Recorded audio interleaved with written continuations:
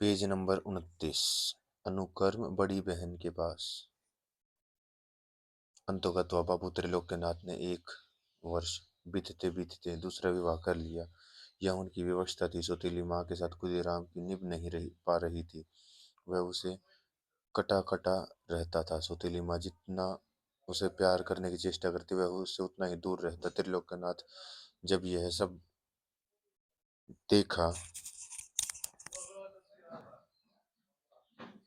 तो मन मन ही मन में स्वयं को अपराध बोध से ग्रस्त पाते थे। वे नौकरी में व्यस्त रहने के कारण बच्चों को अधिक समय नहीं दे पाते थे। वे महसूस करते थे कि छोटी लड़की ननी बाला व का सौतेली माँ से निर्वाह नहीं हो पा रहा है। बेटा अंतर्मुखी या विरोधी होता जा रहा है। जब कभी कभी वे बेटे से प्रश्न करते थे तो नई माँ से बातें क्यों नहीं करता, तब बेटे का जवाब होता था कि मुझे ज्यादा बातें करना नहीं आता।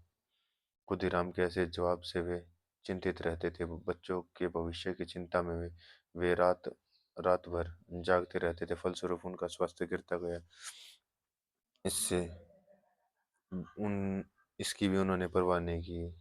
इस तरह वे दोहरा जीवन व्यतीत कर रहे थे। नई पत्नी के प्रति अपने दायित्वों को भी वे जानते थे और उन्हें पूरा भी करते थे, लेकिन जिस उद्देश्य को लेकर उन्होंने विवाह किया था वह पूरा होता नजर नहीं आ रहा था। लाख प्रयासों के बाद भी वे न बच्चों को खुश रख सके और न पत्नी को। दूसरी शादी के बाद अधिक समय उन जीवन तक व्यतीत नहीं रहे व्यतीत जी, जीवित नहीं रहे। एक दिन अपरूपा व सरोजनी को पिता के देहांत का समाचार मिला। माँ के बाद पिता की मौत खुदीराम का पर दोहरा आघात था। वह बड़ी बहन अपरूपा की गोद में सिर छुपाकर घंटों रोता रहता था। पिता की मौत के बाद अपरूपा के सामने यह प्रश्न था कि नई माँ खुदीराम व ननीवाला का पालन पोषण कैसे कर पाएगी। अपरूपा सबसे बड़ी थी, अतः उसने इस बारे में पति से विचार विमर्श कर छोटी बहन सरोजनी से भी विचार विमर्श किया। नई माँ से भी चर्चा की। यद्यपि उसके पिता काफी संपदा छोड़कर गए थे, नई माँ चाहती तो उनका पालन पोषण कर सकती, लेकिन उसने मना कर दिया। आखिर निर्णय के अनुसार अपरूपा खुदीराम व ननीवाला के साथ ले आई। खुदीराम बड़ी बहन के साथ जाते समय पिता का जो सामान ले गया था उसमें राजा नारजोल द्वारा उसके पिता को दिया गया कीमती दुशाला भी था। वह दुशाला राजा नारनौल ने उपहार के रूप में त्रिलोक्यनाथ को दूसरे विवाह के समय दिया था। अनुकर्म विरोधी स्वभाव। अपरूपा खुदीराम व ननीवाला को मैदानपुर के हाट गछिया अपने साथ तो ले आई, लेकिन वह भाई के स्वभाव को नहीं समझ पाई। खुदीराम ने छोटी आयु में ही पहले माँ व फिर पिता की मृत्यु देखी थी, अतः वह भावुक हो गया था।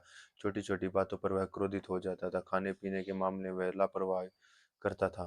माँ ने 1 वर्ष की आयु में खुदीराम को घुटने में लोहे का कड़ा पहनाया था। शरीर वायु के साथ माँ ने 3 बार वह कड़ा बदल दिया था। उस कड़े के प्रति खुदीराम का विशेष लगाव था। वह उसे माँ की निशानी मानता था। अपरूपा खुदीराम की इस कमजोरी से वाकिफ थी। एक बार अपरूपा के पति ने उससे कहा कि खुदीराम के घुटनों में वह कड़ा निकलवा दे, क्योंकि वह बड़ा होने पर पीड़ा देगा। तो अपरूपा बोली, खुद ही को इस कड़े से लगाव है, बड़ा होकर वह अपने आप उतार देगा। फिर वह कुछ रुक कर बोली, स्वभाव में यह माँ का किया हुआ एक टोटका है। माँ को किसी ने बताया था कि लड़के के पैदा होते ही किसी को बेच देना चाहिए और उसके पैरों में कड़ा पहना देना, जिससे बच्चे के अनिष्ट दूर हो जाते हैं। तो क्या माँ की तरह तुम भी टोना टोटका में विश्वास करते हो? अपरूपा से उसके पति ने पूछा। जिस पर बीतती है वह विश्वास करने लगता है। अपरूपा पति की ओर देखकर बोली, आप उस पीड़ा को नहीं जान सकते। माँ काली की कृपा से किसी शत्रु के साथ भी ऐसा न हो। उस समय मैं भले ही छोटी थी, लेकिन इतना तो समझती थी कि माँ की पीड़ा को समझ सकती थी। मैंने अपने 2 भाइयों को जन्म के कुछ दिनों के बाद ही मरते देखा था। पहला भाई मरा तब माँ तड़प तड़प कर रो रही थी, लेकिन जब दूसरा भाई मरा तो माँ जैसे पागलों ही हो गई थी। उस समय माँ पहले तो दहाड़ मार कर रोई, फिर पिताजी जब मेरे शिशु भाई को अपने अपने साथियों के साथ ले जाने लगे तो माँ मेरे भाई को छाती से चिपटा कर घर के भीतर भागी थी। लेकिन लेकिन उसे उसका मुंह छोड़ना पड़ा।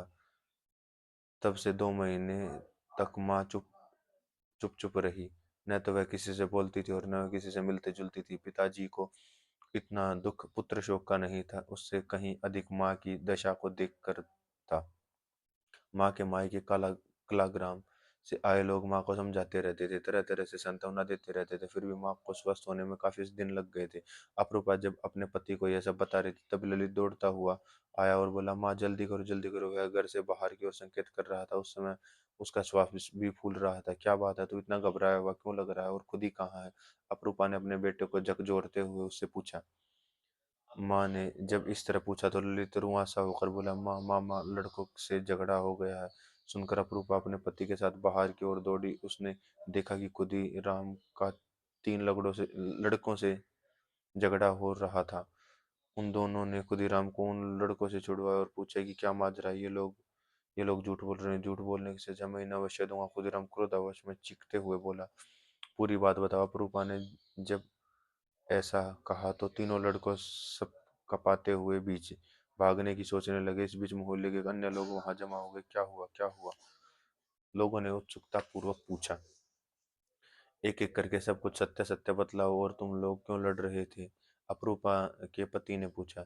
इसने मेरी गेंद चोरी की है। उन तीनों लड़कों में से एक ने ललित की ओर संकेत करते हुए बोला। बोल ललित, क्या यह लड़का सच बोल रहा?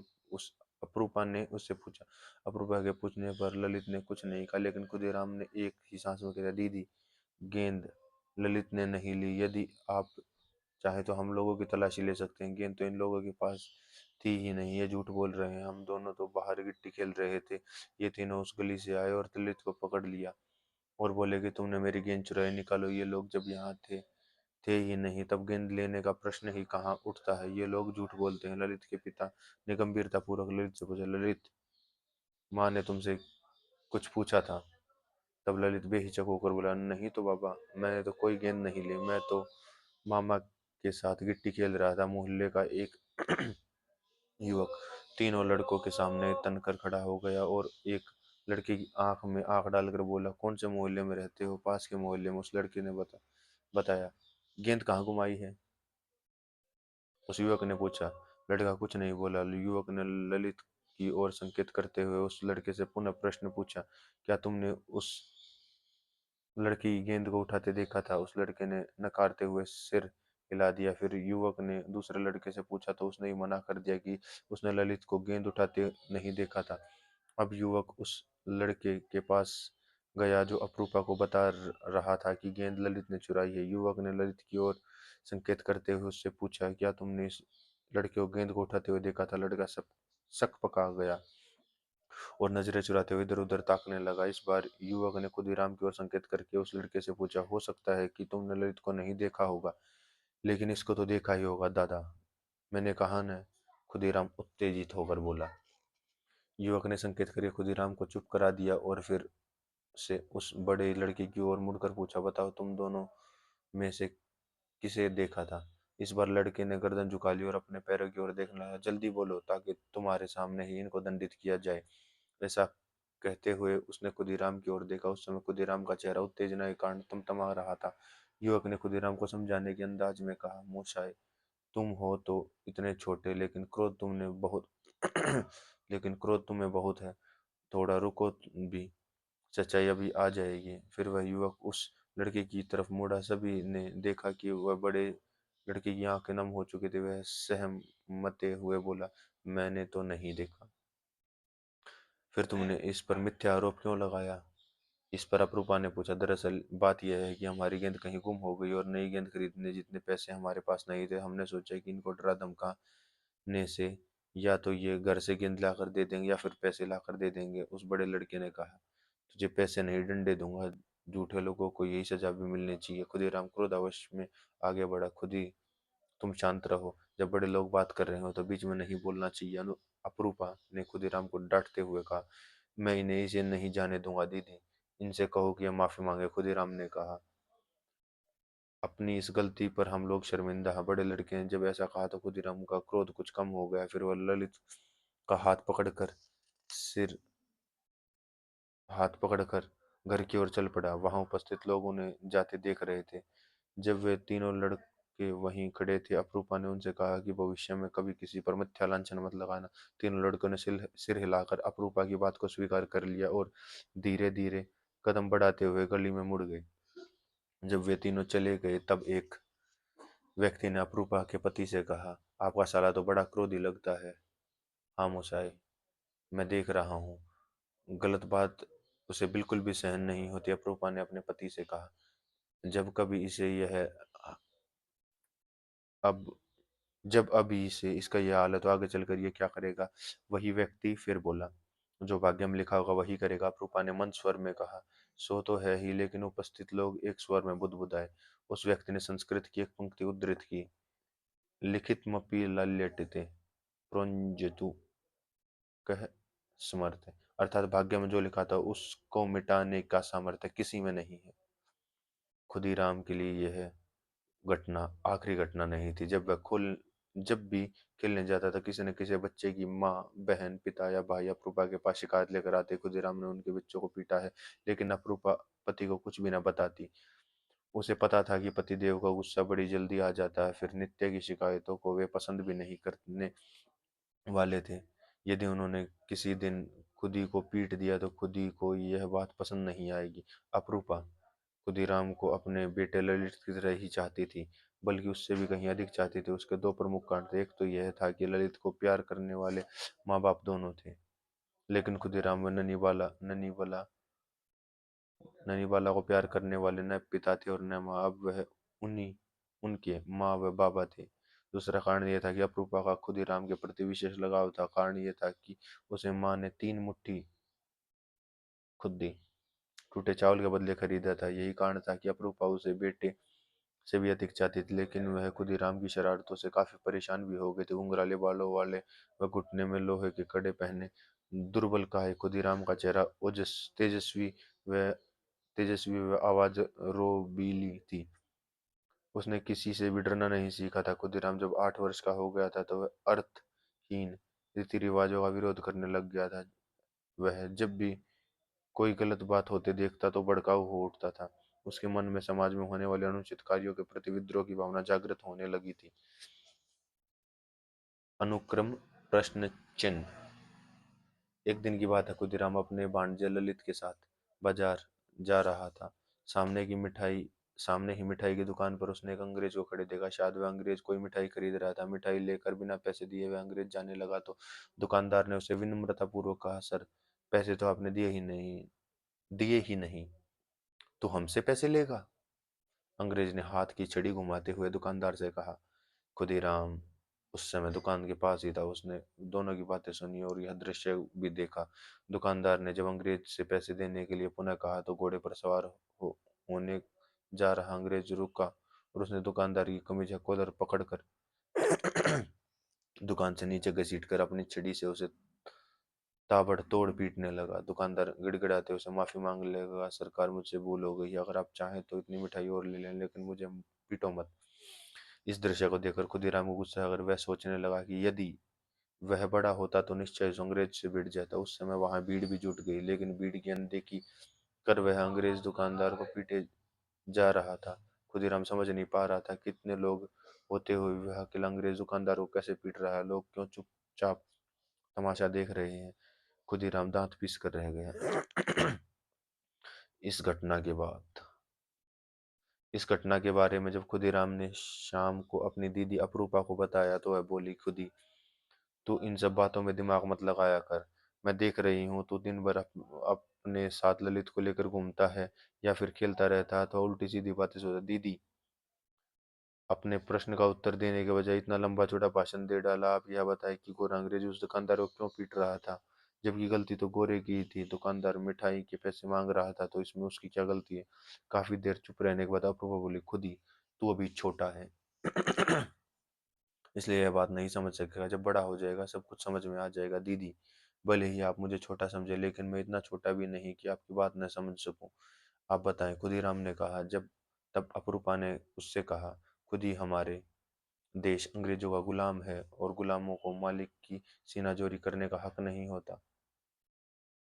चूंकि दुकानदार ने सीनाजोरी की इसलिए उसे मार खानी पड़ी, लेकिन हम गुलाम क्यों हैं?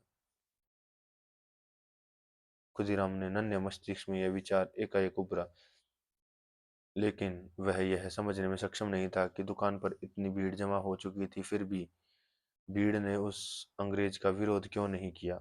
इतना ही नहीं, वह यह भी नहीं समझ सका कि गोरे अंग्रेजों में न तो गोरे अंग्रेजों गोरे संख्या में न तो बराबर हैं, फिर भी हमारे मालिक ऐसे खुदीराम के प्रश्न को सुनकर याप्रूपा ने कोई प्रत्युत्तर नहीं किया। खुदीराम ने दोबारा कोई प्रश्न नहीं किया। वह खेलते हुए वह उठते बैठते ही समय यही सोचने लगा था कि हमारा देश आखिरकार गुलाम क्यों है? गुलामी इतनी ही बुरी है तो दुकानदार को मिठाइयों के पैसे मांगने पर अंग्रेजों मार खानी पड़े तो लोग इस गुलामी को समाप्त क्यों नहीं कर देते?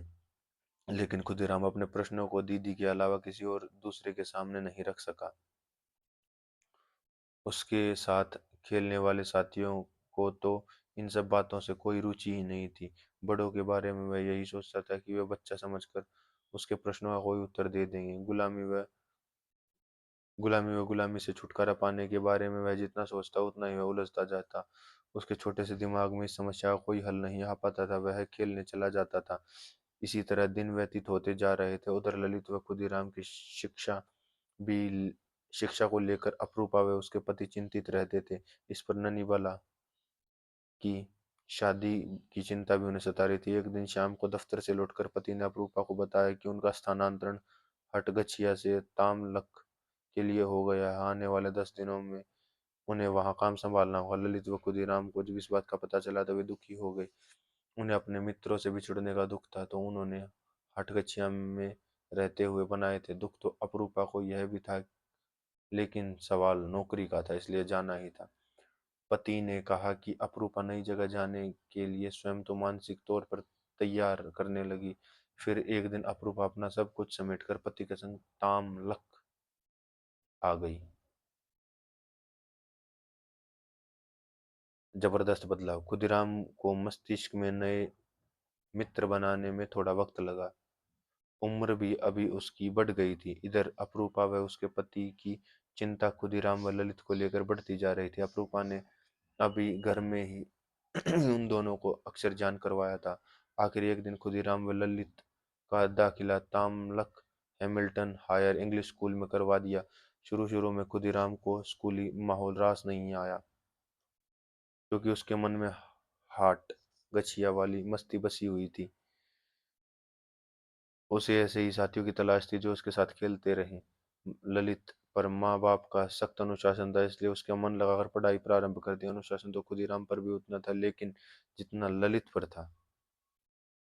लेकिन उसका मन पढ़ाई की ओर बिल्कुल नहीं था। एक दिन जब स्कूल में गणित विषय का टेस्ट था, तब गणित के अध्यापक ने अनायास 10 विद्यार्थियों का टेस्ट लिया। अन्य विद्यार्थी प्रश्न पत्र मिलते सवालों को हल करने लगे। ललित भी सवाल हल करने में मशगूल था, लेकिन खुदीराम को 5 में से मात्र एक ही सवाल आता था। उसे हल करने के बाद वह बगले झाँकने लगा। फिर उसने बगल में बैठे लड़के से कहा, मुझे भी जरा हल दिखाओ। लड़के ने खुदीराम को घूर कर देखते हुए व्यंग्य से कहा, जाओ बाहर खेल जाओ, फिर सवाल हल करना, सवालों का हल तुम्हें मिल जाएगा। खुदीराम को उसका ऐसा कहना चुभ गया। अध्यापकों ने उस उन दोनों की आपस में बात सुन लिया था। वह छड़ी घुमाता हुआ खुदीराम के निकट पहुंचकर लुढ़कते हुए बोला, क्या पूछ रहे थे मोशाय? खुदीराम का सिर झुक गया और उसने सत्य बात बतला दी। अध्यापक क्रोधी स्वभाव का था, इसलिए स्कूल के सभी विद्यार्थी उससे भयभीत रहते थे। उस दिन कक्षा के सभी विद्यार्थी समझ चुके थे अब खुदीराम की खैर नहीं, लेकिन ऐसा कुछ भी नहीं हुआ। क्षण भर के लिए खुदीराम अध्यापक ने खुदीराम को घूर कर देखा, फिर तेज आवाज में बोला, पता है कि तुम शरारती हो, दिन भर खेलते कूदते रहते हो, लेकिन तुमने सत्य बात बता दी, इसलिए तुम्हें एक मौका देता हूँ। फिर कभी तुम्हारी कोई शिकायत मिली तो तुम टेस्ट में अनुत्तीर्ण हुए तो समझ लो कि स्कूल में नहीं रह पाओगे। खुदीराम अध्यापक की खुदीराम अध्यापक की बात सुनकर जमीन की ओर देखता रहा, लेकिन कुछ बोला भी नहीं। उस समय भी उन्हें अजीबोगरीब बदलाव आ गया था। छुट्टी के बाद वह स्कूल से सीधा घर आ गया और भोजन भोजन करके पढ़ने बैठ गया। अपरूपा ने भी उसमें आए इस अनायास बदलाव का अनुभव किया, लेकिन चुप रही। उसने सोचा कि अपने स्वभाव के मुताबिक आज भी वह किसी से बच्चे से लड़कर आया होगा, इसलिए दिखावटी तौर पर पढ़ाई कर रहा। अतः उसने खुदीराम से कुछ भी नहीं पूछा और खुदीराम ने भी कुछ भी नहीं बतलाया। बाद में जब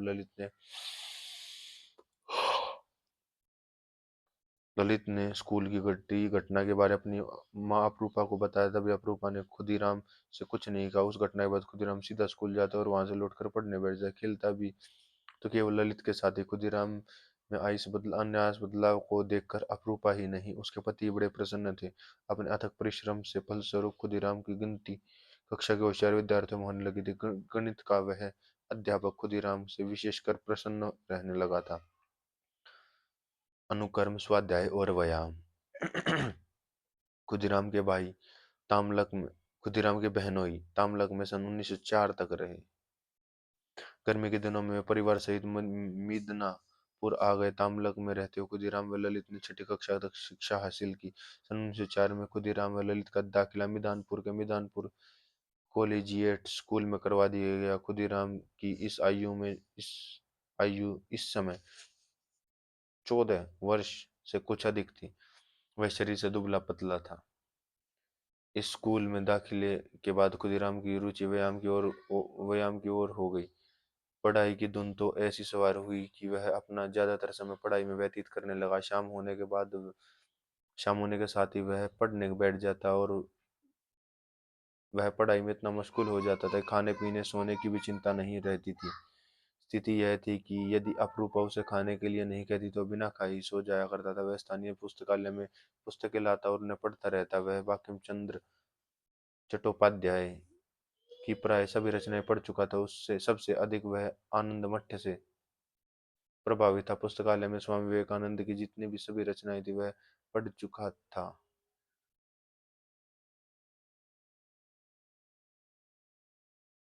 पढ़ाई के बाद अब खुदीराम को यदि यह शौक था तो वह यह था कि व्यायाम के प्रलोभन में इतना में वह व्यायाम के प्रलोभन में ही वह नित्य स्कूल भी जाया करता था। पेरेलल वॉर के प्रति उसका खास लगाव था। इससे इसके इसके प्रति लगाव को हवा दी उसके ड्रिल मास्टर रामचंद्र सेन ने खुदीराम को अतिरिक्त समय देना प्रारंभ कर दिया। फलस्वरूप खुदीराम जल्द से पैरेलल वॉर का उत्तम प्रदर्शन करने लगा। कुछ दिनों के बाद ही तत्कालीन गवर्नर व मिदनापुर में आने का कार्यक्रम था। गवर्नर के सामने प्रदर्शनार्थ बच्चों को विशेष खेल प्रशिक्षण दिए जाने लगा। मास्टर रामचंद्र सेन ने मिदनापुर कॉलेजिएट स्कूल में ड्रिल की तैयारी शुरू करवा दी थी। लेजिम, लाठी दौड़ और प्रतियोगिताओं के साथ जिम्नास्टिक की प्रतियोगिता भी होनी थी। तय कार्यक्रमानुसार गवर्नर साहब का मिदनापुर में पदार्पण हुआ तो उनके शानदार स्वागत किया गया। स्वागत में अलग अलग स्कूलों के विद्यार्थियों द्वारा खेल प्रदर्शन के बाद प्रतियोगिताएं भी आयोजित की गई। उस समय जिम्नास्टिक का प्रदर्शन हुआ। उस प्रदर्शन में अनेक स्कूलों के विद्यार्थियों ने भाग लिया। उन्हीं विद्यार्थियों में खुदीराम बोस भी था। उसके प्रदर्शन को श्रेष्ठ घोषित किया गया। स्वयं गवर्नर खुदीराम की प्रशंसा करते हुए इस विद्यार्थी को किसने प्रशिक्षित किया है, इस विद्यार्थी को किसने सिखाया है? मिदनापुर कॉलेजिएट स्कूल के प्रधानाचार्य ने उन्हें बताया कि सर खुदीराम को स्कूल के ड्रिल मास्टर रामचंद्र सेन ने प्रशिक्षित किया है। मैं मिस्टर सेन से मिलना चाहता हूँ। गवर्नर ने कहा। मास्टर सेन को उस समय बुलाया गया। गवर्नर ने सेन से हाथ मिलाते हुए कहा, वेल मिस्टर सेन, आज से मैं तुम्हारे वेतन में 5 रुपए की वृद्धि की घोषणा करता हूँ। धन्यवाद महाशय। मास्टर रामचंद्र सेन ने कहा और वापस मुड़ने लगे। तभी उन्हें ऐसा लगा कि वे जिससे कुछ कहना भूल गए हैं, इसलिए वे रुके और बोले, सर, श्रेष्ठ प्रदर्शन करने वाले विद्यार्थी खुदीराम बोस को भी कोई पुरस्कार मिलना चाहिए। उसके पदक तो मिलेगा ही, प्रति माह वजीफा देने के लिए भी मैंने प्रिंसिपल से कह दिया है और आज ही उसकी फीस भी माफ कर दी गई है। गवर्नर ने कहा, धन्यवाद महाशय। मास्टर सेन ने कहा। उस दिन के बाद जितने समय तक खुदीराम बोस ने अध्ययन किया उससे फीस नहीं देनी पड़ी और उसे वजीफा बराबर मिलता रहा। नियमित व्यायाम के फलस्वरूप खुदीराम का शरीर चुस्त दुरुस्त हो गया। इतना ही नहीं, अध्ययन व व्यायाम में उसमें आत्मविश्वास का नूतन भाव जाग चुका था। खुदीराम की तलाश। अनुक्रम अनुक्रम खुदीराम की तलाश, लक्ष्य की तलाश। खुदीराम अल्प समय में ही काफी साहित्य पढ़ चुका था। अब उसके मन में एक प्रकार की बेचैनी होने लगी थी। समाज की कुप्रथाओं, कुरीतियों व कुरिवाज व्याप्त थे। वह बाल विवाह की कुप्रथा से प्रचलित था। ऐसी ही कुप्रथाओं के कारण खुदीराम का मन क्षुब्ध था। खुदीराम को झूठ व फरेब से सख्त नफरत थी। जब वह देखता कि क्षुद्र स्वार्थों के कारण लोग अंग्रेजों की चापलूसी करते रहते हैं तो उसे बड़ी पीड़ा होती। मन पढ़ाई से उचट जाता, उस समय उसका ध्यान बुद्ध के उपदेशों की ओर जाता। उसे ऐसा एहसास होने लगा कि वह संसार में आत्मा व शरीर की सुख शांति के लिए ही नहीं जन्मा है, अपितु उसका जन्म किसी विशेष उद्देश्य की पूर्ति के लिए हुआ है। लेकिन वह यह सोचता कि और आखिर वह यह विशेष उद्देश्य क्या। वह एकांत में बैठा घंटों यही सोचा करता करता उसके घर में 1 मील की दूरी पर ही एक बाग था।